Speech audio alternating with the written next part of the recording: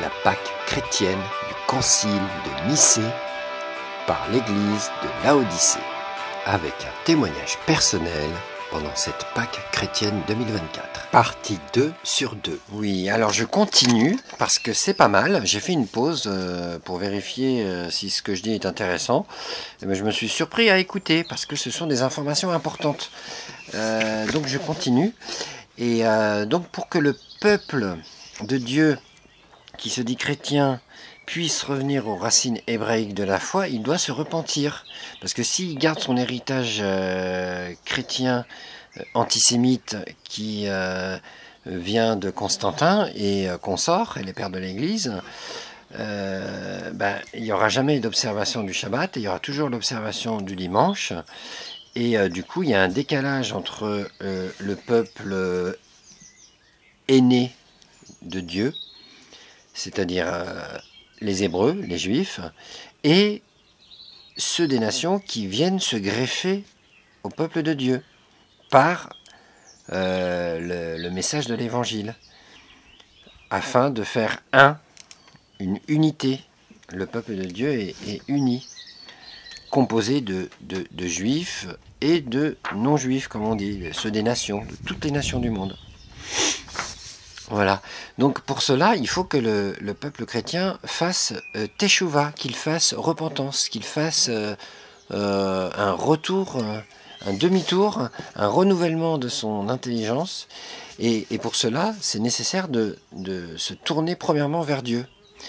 Et on reconnaît la démarche à suivre par 2 Chroniques 7,14, en l'occurrence dans la Bible. Il est écrit « Si mon peuple sur qui est invoqué mon nom s'humilie, prie et cherche ma face, et s'il se détourne de ses mauvaises voies, je l'exaucerai des cieux, je lui pardonnerai son péché, et je guérirai son pays. » Donc ça, c'est l'Éternel qui parle, hein, par la voix prophétique. Waouh! Et ben voilà, ça c'est ce que le peuple chrétien doit faire, hein, je vais dire le peuple, hein, la communauté chrétienne, voilà, doit faire. Idem bien sûr pour les juifs, hein, ils doivent aussi faire pareil pour reconnaître le Mashiach, mais chacun a son chemin de repentance teshuva à faire, bien entendu. Mais là je parle déjà pour une réconciliation au niveau de la loi de l'Éternel et pour avoir une même Pâque, parce que c'est aujourd'hui la Pâque chrétienne, donc c'est le sujet en question. Donc c'est important que les chrétiens se recalent sur l'héritage hébraïque. C'est pas l'héritage hébraïque de se caler sur l'héritage chrétien qui est venu plus tard, mais c'est toujours un retour aux racines qu'il faut faire, hein. C'est important, hein. Pour cela, donc, les héritiers du concile de Laodicée doivent entendre ce que l'Esprit dit aux églises ou aux assemblées. On dit église parce que ça c'est la sauce chrétienne, mais dans un langage plus généraliste, c'est les assemblées. Et on retrouve dans Apocalypse 3,14, quand Yeshua Jésus dit à l'apôtre Jean d'écrire à l'ange de l'église de Laodicée, là où il y a eu le concile. Donc c'est un message qui s'adresse à tous ceux qui entretiennent l'héritage du concile de Laodicée. Donc écrit à l'ange de l'église de Laodicée. Donc l'ange en fait c'est une expression en fait dans la...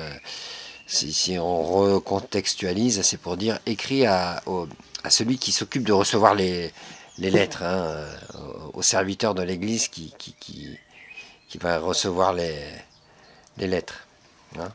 Un ange, c'est aussi un serviteur, hein. C'est pas que un être céleste, hein. Voilà, donc écrit à l'ange de l'église de Laodicée, voici ce que dit l'Amen, le témoin fidèle et véritable, donc Yeshua, le commencement de la création de Dieu. Je connais tes œuvres. Donc là, c'est Yeshua, le Mashiach, le Messie, le Christ, qui parle à l'église de Laodicée, hein. Donc l'église chrétienne qui observe le dimanche et non pas le Shabbat. Je connais tes œuvres. Je sais que tu es ni froid ni bouillant. Donc bouillant pour servir Dieu, ou froid pour ne pas servir Dieu, ou servir Dieu mais dans un manque d'amour, hein. Puisses-tu être froid ou bouillant? Donc soit on est froid, on est sans amour, on sert Dieu, soit on est froid, on est complètement étranger à Dieu, soit on est bouillant pour Dieu, pour le servir. Voilà. Donc, vaut mieux être soit froid, soit bouillant. C'est important. Hein, que ton oui soit oui, que ton non soit non. En fait, c'est important de ne pas être entre deux. Il faut prendre position avec le Seigneur. Hein. Ainsi, parce que tu es tiède et que tu n'es ni froid ni bouillant, je te vomirai de ma bouche. Donc ça, c'est dans le livre de l'Apocalypse, chapitre 3. Hein. C'est fou, hein. Parce que tu es tiède, ni froid ni bouillant, je te vomirai de ma bouche. Et en fait, quand on observe à moitié les ordonnances du Seigneur, qu'on choisit un peu comme le menu à la carte, et ben on n'est ni chaud ni froid, on est tiède. On va prendre ce qui nous plaît et on va rejeter ce qui nous déplaît. Le Shabbat, on ne l'observe pas, mais on va observer quand même je sais pas moi, la Sainte Seine, par exemple. Allez, ou l'Eucharistie, où chacun dira comme il veut. Ça rejoint ce que Yeshua dit, hein, faites ceci en mémoire de moi. Donc oui, mais après ils vont rejeter d'autres choses et tout, et machin, avec toujours des arguments, mais du coup ça fait tiède. Alors qu'il faut être, idéalement, il faut être bouillant. Bouillant pour observer les ordonnances, mais bouillant aussi d'amour de Dieu. Hein, toujours cette grâce, cette miséricorde, avec l'observation des ordonnances. Cela crée un juste équilibre, et la vérité, c'est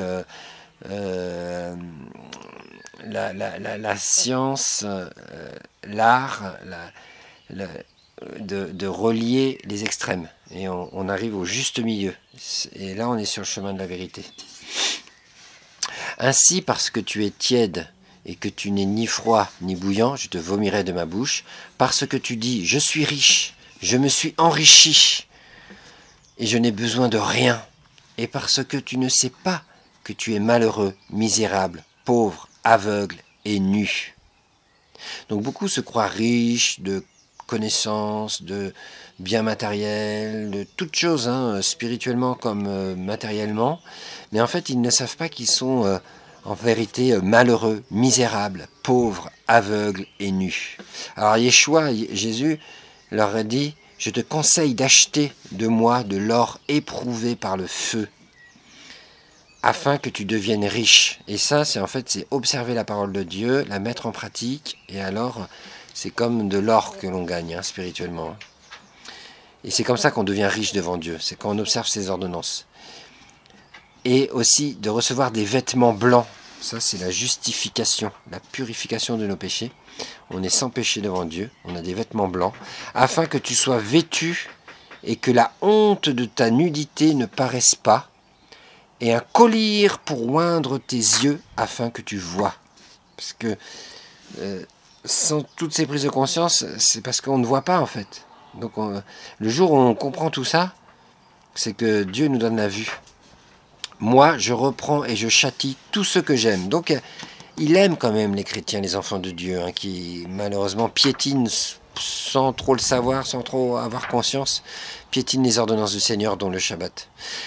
À cause de l'héritage de la Odyssée, de l'empêchement d'observer le Shabbat sous peine d'anathème.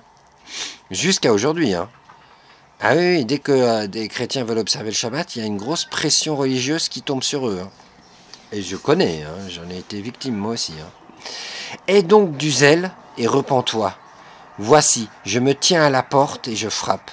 Si quelqu'un entend ma voix et ouvre la porte, j'entrerai chez lui, et je souperai avec lui et lui avec moi. D'habitude, ce verset-là, Apocalypse chapitre 3, verset 20, je me tiens à la porte et je frappe. Si quelqu'un entend ma voix et ouvre la porte, j'entrerai chez lui et je souperai avec lui et lui avec moi. On pense que c'est pour ceux qui ne sont pas encore venus à la foi. Mais c'est premièrement pour ceux qui sont déjà venus à la foi, mais qui ont été déroutés à cause de la Odyssée. Hein, parce que Jean a dû écrire à plusieurs églises, dont la Odyssée, mais en fait, chaque église représente une caractéristique des enfants de Dieu. Et l'église de la Odyssée, c'est celle qui a changé les ordonnances du Seigneur. Il les a perverties, comme décaler le Shabbat au dimanche, par exemple. Voilà. Celui qui vaincra je le ferai asseoir avec moi sur mon trône. Donc celui qui persévérera et qui observera malgré tout les ordonnances du Seigneur, hein, malgré toute la pression religieuse de Laodicée. Hein. Donc celui qui vaincra, je le ferai asseoir avec moi sur mon trône, comme moi j'ai vaincu et me suis assis avec mon Père sur son trône. Parce que Yeshua, de son temps, il a aussi affronté les autorités religieuses des pharisiens hypocrites là, qui dominaient à l'époque. Et bien il ne s'est pas plié à ces hypocrisies. Et il a vaincu, comme on le sait. Que celui qui a des oreilles entende ce que l'Esprit dit aux églises. Voilà. Donc ça, c'est à méditer, hein, ce passage de Apocalypse 3, à partir de verset 14, hein, quand ça s'adresse à Laodicée. Ce sont tous ceux qui entretiennent l'héritage chrétien de l'abolition du Shabbat. Entre autres, hein, mais en plus résumé, c'est l'abolition de toutes les ordonnances ou d'une partie des ordonnances de Dieu. En fait, il faut tout accueillir, tout accepter, et tout ce qu'on n'arrive pas à observer, parce que c'est au-delà de nos forces, des fois on n'y arrive pas, on ne comprend pas, et bien on demande grâce à Dieu. C'est Seigneur, fais-moi grâce, parce que là c'est au-dessus de moi, mais je respecte quand même, je reconnais que ce sont tes ordonnances. Par contre, je n'ai pas le niveau, pardon Seigneur, mais je te demande de m'affermir pour que par la suite je puisse tout observer. Ça mettra le temps que ça mettra, mais on garde cette voie-là. Et là, du coup, la grâce est agissante. Et même si on n'observe pas tout, eh ben, c'est comme si on avait tout observé devant Dieu, parce qu'on est couvert du manteau de justice que Yeshua nous offre par la foi dans son sacrifice, sa mise au tombeau et sa résurrection 3 jours après, au 3e jour.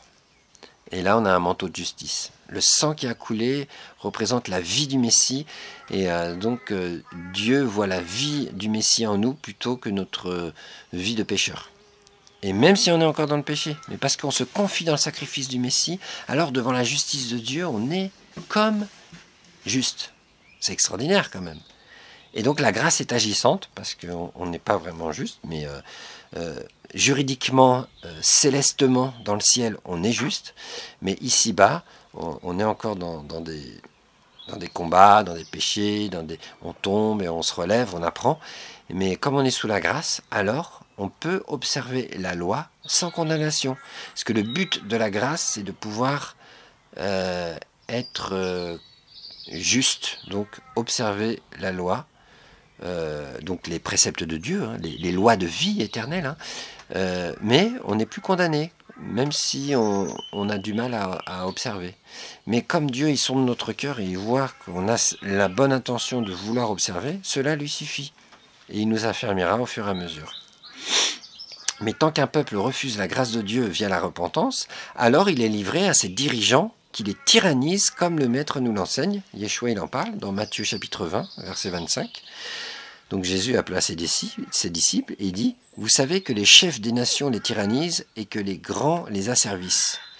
Il n'en sera pas de même au milieu de vous.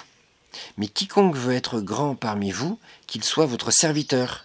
Et quiconque veut être le premier parmi vous, qu'il soit votre esclave. » Votre serviteur, quoi, mais vraiment prêt à tout faire, quoi. C'est ainsi que le Fils de l'homme est venu, non pour être servi, mais pour servir et donner sa vie comme la rançon de plusieurs. Voilà, ça c'est à méditer, à étudier, hein, Matthieu chapitre 20, à partir du verset 25, mais tout le contexte est important. Et là, il nous enseigne comment sortir de la tyrannie. Chacun a sa part à faire. Hein. Malgré tout, même si les tyrans décrètent des temps marqués et décalés, et différents que les temps décrétés par le peuple hébreu.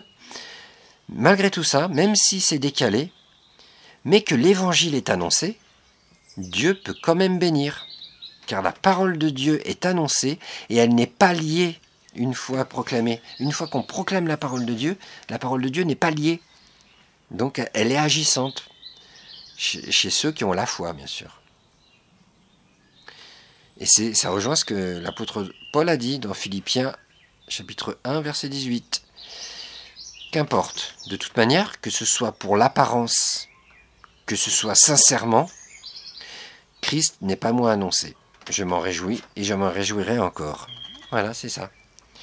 même si les décrets de la Odyssée sont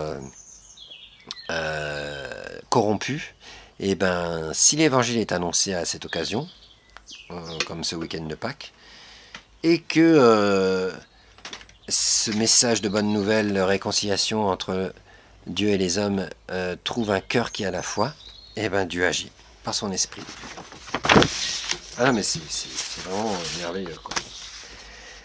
C'est vraiment merveilleux, merveilleux. Dieu honore la foi. Si quelqu'un a la foi, où qu'il se trouve, quoi qu'il fasse, où qu'il se trouve, Dieu l'honorera. La foi, c'est croire en la parole de Dieu en la pratiquant. Donc l'évangile, c'est déjà ça.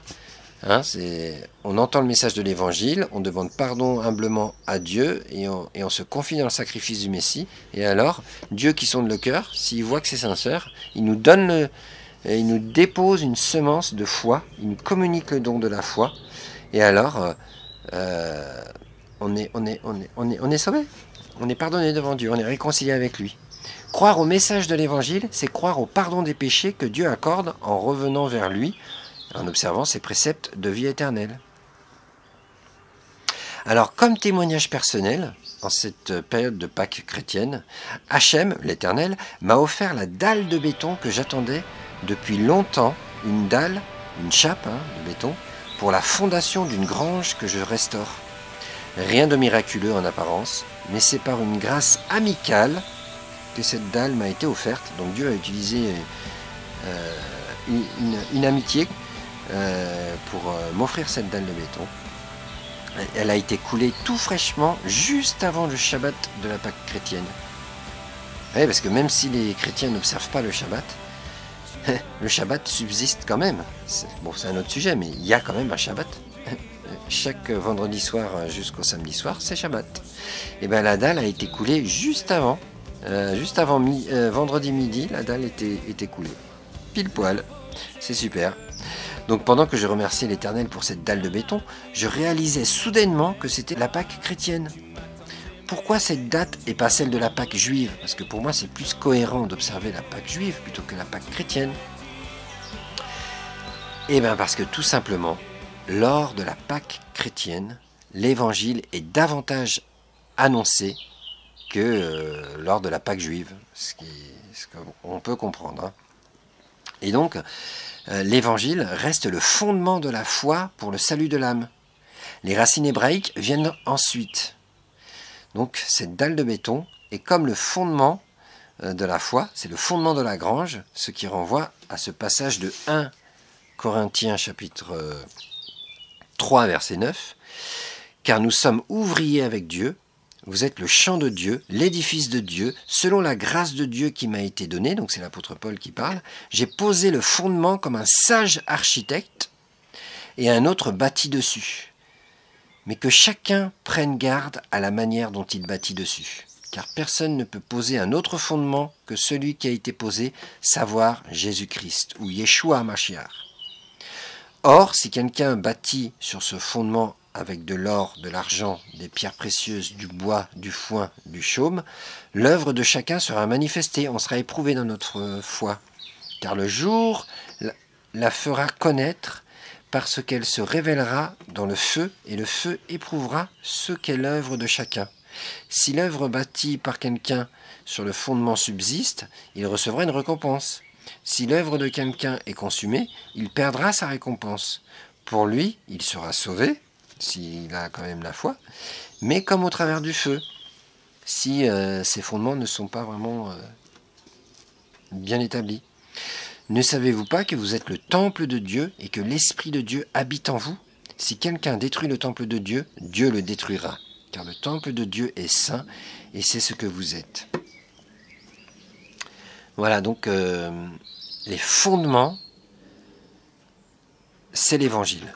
Donc c'est normal que la fondation de la grange, la dalle de béton, soit intervenue pour la Pâque chrétienne qui annonce davantage l'Évangile. Voilà, ça c'est le fondement d'une foi saine, c'est l'Évangile premièrement. La révélation du Messie, et ensuite on découvre les racines hébraïques. Tout en gardant le Messie bien entendu. Ceux qui le rejettent en chemin, c'est qu'ils ne l'ont pas vraiment rencontré, ou c'est qu'ils sont vraiment infidèles, mais alors là, c'est grave, quoi, c'est grave. Si nous bâtissons tous sur le même fondement, alors l'unité sera d'autant plus grande et la bénédiction coulera en abondance. D'abord le pardon des péchés, puis la marche dans la sanctification. La sanctification découle de l'observation des commandements. L'évangile sauve, les commandements sanctifient. Bon, bien sûr, les commandements, ça vient de la loi de Dieu qui est spirituelle. Parce que la sanctification se fait aussi par l'esprit, la sanctification de l'esprit. Mais l'esprit nous dit d'observer les préceptes de Dieu. Donc c'est pour ça que tout est relié. La loi est spirituelle et donc si on est spirituel, on observe les commandements de Dieu. Mais on les observe selon l'esprit de Dieu et non pas selon un légalisme qui est froid et sans amour. Il faut l'amour de Dieu, mais avec l'observation des commandements. Donc maintenant, la question qu'on peut se poser, c'est est-ce que les Juifs doivent se caler sur les décrets de l'Empire romain de la Odyssée, ou est-ce que les convertis à l'Évangile, et pas à une religion, mais à l'Évangile, on est convertis au message de réconciliation entre Dieu et les hommes, et non pas à une religion. Attention, l'Évangile est pur de toute religion. Par contre, ce sont les religions qui peuvent s'accaparer l'Évangile. Mais l'Évangile, c'est le message de réconciliation. Il est sans religion, en fait. Donc, est-ce que ce sont donc aux Juifs qui doivent suivre les décrets de l'Empire romain, ou est-ce que ce sont les convertis à l'Évangile, dont les chrétiens, qui doivent se caler sur l'héritage hébraïque, en sachant que celui qui les sauve, c'est Dieu, par le seul médiateur et tzaddik, ou juste, Yeshua Jésus, qui est le roi des Juifs. Sous-entendu, le roi est Messie d'Israël. Tant que d'un côté comme de l'autre, il y a le refus du Messie ressuscité, ou encore le refus de la loi de Moïse, que le Messie observe, alors les guerres continueront, cela pour nous apprendre les conséquences de la désobéissance. Oui, parce que la loi de Moïse, Yeshua a dit lui-même dans Jean chapitre 5, à la fin du chapitre, que Moïse a écrit de lui, sur le Messie en fait. Bien sûr, c'est en filigrane, c'est en prophétique, faut décoder. Mais toute la loi de Moïse décrit le Messie en fait. Et oui, ça il faut demander à Dieu d'avoir la révélation du Mashiach quand on lit la Torah de Moïse. Sinon, c'est qu'il y a un voile encore qui subsiste. Et oui, le voile, il va dans un sens comme dans l'autre. Ceux qui étudient la Torah sans voir le Messie, il y a un voile. Mais ceux qui voient le Messie Yeshua, mais sans le voir dans la Torah, il y a aussi un voile. Voilà. Donc des deux côtés, il y a des fautes, il y a eu de la désobéissance. Maintenant, il est temps de reconnaître humblement nos fautes, chacun de son côté. Et ça rejoint ce que l'apôtre Paul il dit dans Romains chapitre 11, verset 32. Car Dieu a renfermé tous les hommes dans la désobéissance pour faire miséricorde à tous. Donc, il ne faut pas avoir honte du péché, de la faute. Non, il faut reconnaître humblement qu'on est tous on est tous fautifs, on a tous été désobéissants, et demandons grâce à Dieu, demandons miséricorde, et lui, il va nous faire miséricorde, en sachant que, comme dit l'apôtre Jacques, la miséricorde triomphe du jugement. Donc là où on devait recevoir une condamnation, si on demande grâce à Dieu par l'évangile, Dieu nous fait grâce, on obtient miséricorde, à condition après de marcher dans les ordonnances du Seigneur. Mais chacun à son niveau. Voilà. Et j'ai vu aussi que la paracha de la Pâque chrétienne, donc la paracha c'est la portion d'étude, la partie de la Torah qui est étudiée par Israël chaque semaine, et c'est la paracha, donc la section d'étude de la Torah, c'est la paracha Tzav, qui veut dire ordonne. Et ce sont les lois concernant les sacrifices dans le tabernacle. Hein, c'est dans Lévitique chapitre 6 à 8, verset 36, chapitre 6 à chapitre 8. Et c'est la 25e paracha de l'année. Et c'est donc c'est la paracha qui nous apprend les différents types de sacrifices qu'on appelle korban. Un sacrifice, c'est un korban qui vient du mot hébreu karov, qui veut dire proche. Hein, c'est un rapprochement. Et c'est pour ça que dans Éphésiens chapitre 2, verset 13, il est écrit « Mais maintenant, en Jésus-Christ ou en Yeshua le Messie, vous qui étiez jadis éloignés, vous avez été rapprochés par le sang de Christ. » Parce que c'est un korban, un rapprochement. Voilà. Donc, voilà, tout ce qu'on lit dans l'Évangile, c'est relié aussi à la loi de Moïse, et c'est à nous d'apporter l'équilibre pour bien comprendre des deux côtés. Voilà. Hein, il faut savoir tirer les richesses de ce qui est ancien et de ce qui est nouveau. Hein. Et encore, tout ça, c'est éternel, donc il n'y a rien d'ancien et de nouveau, c'est éternel, mais de ce qui a été dit il y a plusieurs milliers d'années et de ce qui se comprend aujourd'hui, il faut réussir à apporter une harmonie pour que rien ne s'annule et tout se complète. Et alors là, on sait qu'on est sur le chemin de la vérité. Merci pour votre attention. À bientôt et que Dieu vraiment nous bénisse tous pour que nous soyons sauvés premièrement et heureux en pratiquant les ordonnances du Seigneur. À bientôt.